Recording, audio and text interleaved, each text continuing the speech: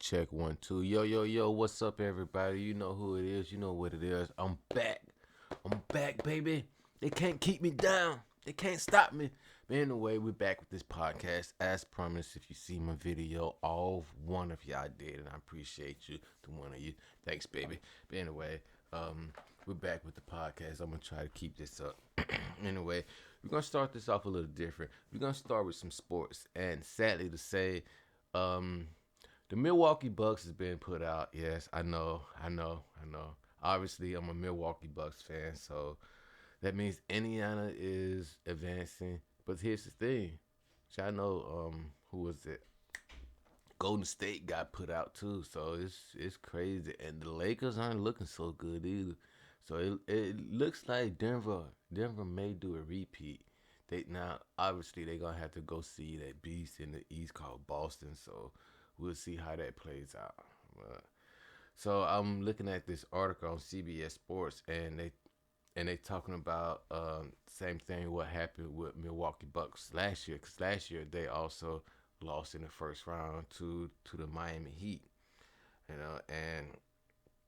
honestly, apparently, I want to say I think they said like this is the first time like that happened since the league adopted a 16 round playoff format. But anyway, so it was just these just excuses. That's all they're just giving with pissing me off, you know. And usually as a Bucks fan, I'd be like, yeah. You know, let's not forget Giannis got hurt and all that stuff. You know what, man? Fuck all that. But one of the things they say, because they break it up into sections. The article it says the first part of it is the missing MVP. That's when it talks about Giannis. He got hurt in his lower left leg in one of the games, but the MRI revealed there was no Achilles tendon damage, but it was just a calf strain, a cramp, I guess. I don't know, but they said calf strain, and so but it wasn't long enough to allow him to return. And if it had been another injury, there's no doubt that he would have played through the pain. But there's just too much to risk with on a bad calf. And then the other excuse they give is that not enough Dame time. It said leading up to the series, Damian Lillard was not in practice with the Bucks. I guess he was also battling injuries. Uh, growing pains, growing, not the show growing pains. It's a pain in your groin. It's adductor, growing Achilles. I guess those are different body parts. I know groin and Achilles, but adductor, I don't know, whatever. And I guess the team wanted to be cautious, so they put him on the bench. Or they saying that he didn't really do full practice, and just I don't know. Me personally, I blame the coach. You know what I'm saying? They're trying to put it on Middleton. First of all, why would you change your coach? The coach was doing good. You want to bring in Doc Rivers, and for what? For what? Just so you could have Doc Rivers just go against his old team? Seriously? You got to make it there first. You got to make it there first. Like we was like neck and neck with Boston. We was like 1 game behind, 2 games behind them. Then all of a sudden Doc River comes in. We 5 games behind. We 10 games behind. We fucking 20 games behind. Like man, but you know what? That's just me. That's like I said, my bias. I'm a little biased. I'm a Bucks fan. So. But anyway, so Indiana is gonna go on, and who do they say? And I think Indiana gonna go on to face New York. New York, New York, advanced to the second round. So I'm guessing Stephen A. Smith is beside himself right now. But I bet you he's also nervous too because I don't know when was the last time the Knicks were in the second round of the playoffs. So this is uncharted territories for them. So we'll see how that goes. So, on Sunday you got the Magic versus Cleveland. Um, Nuggets Timberwolves. That's gonna be a good game. That's gonna be a good game. Everybody wants to see how Jokic is gonna match up with Anthony Edwards. Is that his name? With Carl Anthony Towns, one of them. But anyway, yeah, they want to see how he match up with them. They think that might be a good game too. Yeah, I don't know. Honestly, I feel like this playoff season is gonna be kind of boring. It's gonna be boring. It's not gonna be a lot of action. I mean, I don't know. But call it what you will. Let me know what you think. Okay, so apparently this old photo of Sexy Red has like before she was famous has been resurfacing. I guess this was like earlier, like the first of the month. Um, like I said, remember when I said I was like doing like a planet when that album dropped? This is like the album store. But anyway, so I guess there's this photo of Sexy Red going around when it's like before she was famous or something like that. And for some reason, like this is from hiphopdx.com, and it says Sexy Red fans shocked by pre-fame photo. Quote, Shorty was fine. Like, first of all, I don't know, maybe I'm reading too much into this. The fact that they used the word was fine. If I was Sexy Red, I would be a bit offended, but to each his own, whatever. Okay. And then as I read the article, the article is pretty good. It's about how her and her producer started, and everybody gave him that everybody was pretty much just talking shit because he was like working with her, or maybe I think the type of music. So let me see. Okay, here it is. So Sexy Red has shared a photo from before she was famous, revealing looks that she shocked her fans. The throwback pic emerged on the web Monday, May 1st, and the ski spitter was serving serious look, garnering stunned reaction from plenty of fans. One user commented on a post from our generation music, Shorty was fine. Another added, Shorty was FS, a problem at school. A third wrote, she definitely was the biggest bop in her school. And others thought, other, others was less kind, and a commenter said that she looked better. WTF? She added.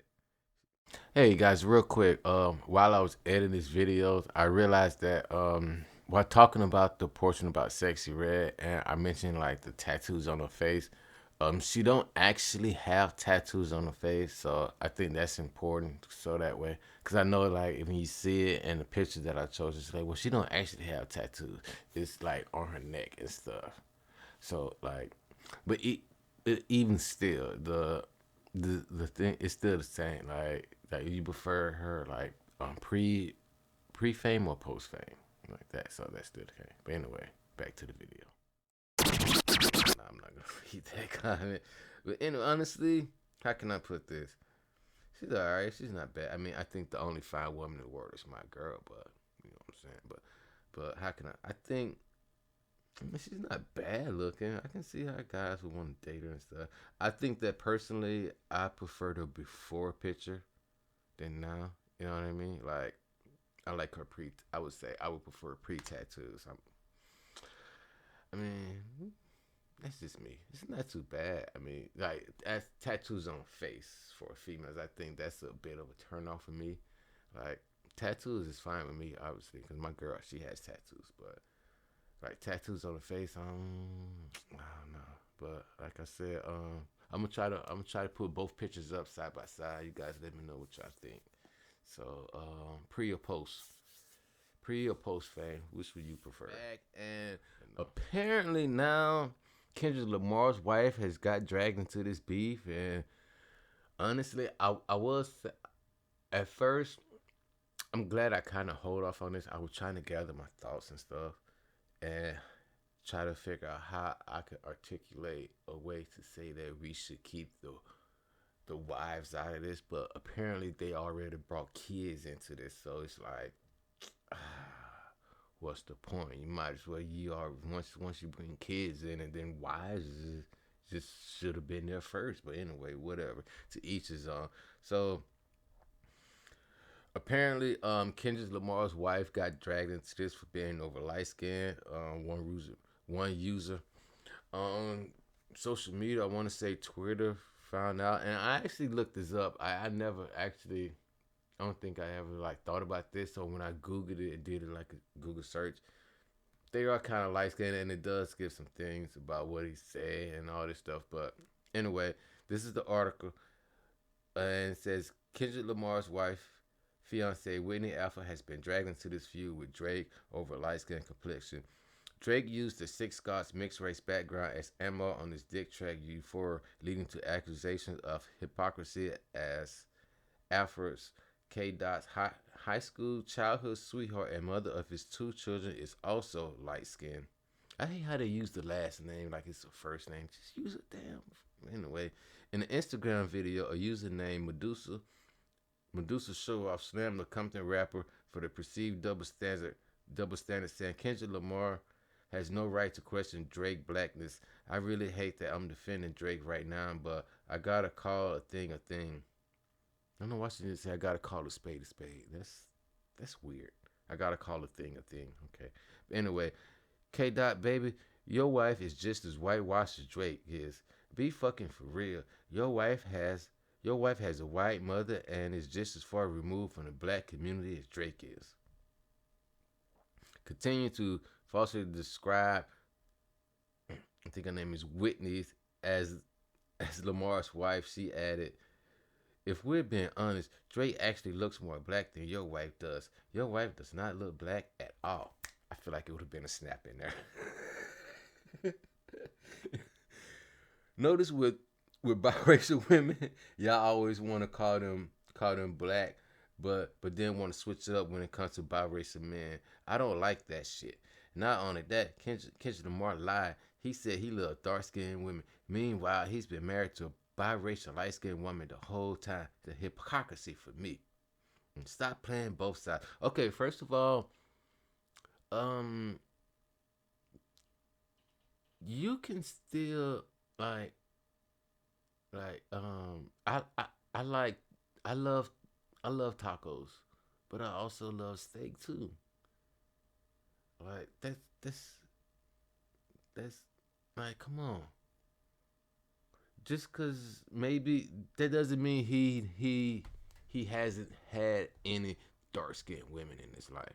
That doesn't mean he don't like dark skinned women. But then again, to each his own. Because you know what, I'm not fully explaining this and stuff. And honestly, nah, I'm not gonna go there. I'm not gonna go there. But anyway, I don't know, dude. I'm lost. I have no fucking deal. This shit is getting out. I don't want to say it's getting out of hand, but it's just getting to a place where I don't. It's going to a place where it shouldn't be. And I think that as fans, we are overthinking things that we shouldn't be. I understand the comments and stuff like that, but I think when someone's like blackness and something like that gets questions, um, who you love have or who you choose to spend your life with doesn't have anything to do with it. You know, so I don't. But still, though, I think that your actions towards black people, towards the black community, things like that. I think that's what was what's being talked about, and we are taking this to a level that it probably shouldn't go. Like I said, these are my thoughts. To each his own. I was gonna save this story for the last part, but I want to end on a somewhat funnier note. You know what? Yeah, yeah. Okay, so let me see if I can bring this up. So apparently,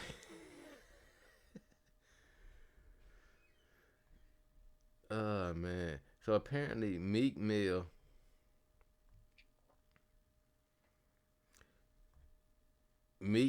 got straight clown at the 76ers game, and bro, come on, like, mm, this shit is crazy. Like Meek Mill, what are you doing, dude?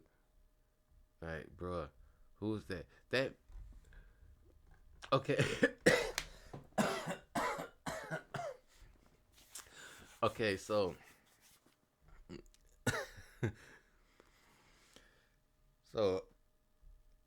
Meek Mill went to the 76ers game with an outfit that has been described as zesty, and boy did he pay for it. So the comments has been pouring in on Instagram. The ensemble which Meek Mill posted on Instagram led to an abundance of jokes being made at his expense. Particularly, he was accused of having sexual relationship with P Diddy. One person joked in his comment, he said, "This shirt ain't helping the accusation." While another one said, "Meek Mill, bro, I've been trying to defend these accusations, but my homies, but this shirt ain't helping." And someone compared Meek Mill to Saucy Santana. He said, "Why he outside dressed like Saucy Santana?" Guys, if you see the shirt, okay, first of all, the shirt is damn near see through. You can see his nipples poking out. It is doesn't do the.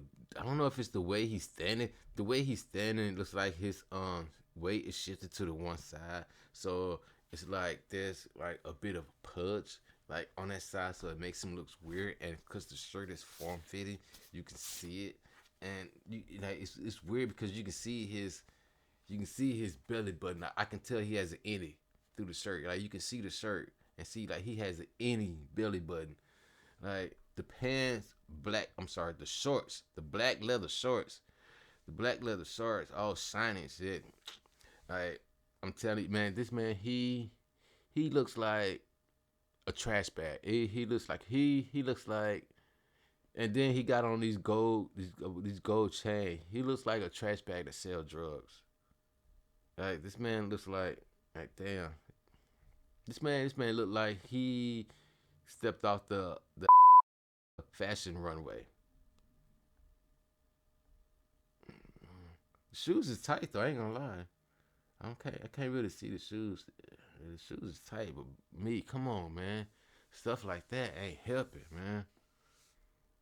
And I think 50. Almost somebody I was reading where somebody potted on where somebody brought up that Andrew Schultz. You know what? I'm gonna go watch that stand up comedy. That shit sounds so funny, dude. I catch bits and pieces of it on like social media. People post different clips, especially that part about breaking into Diddy's house. Lord, all right, guys, that's it for me. I'm gonna go out this one, and as always, y'all stay true. Peace.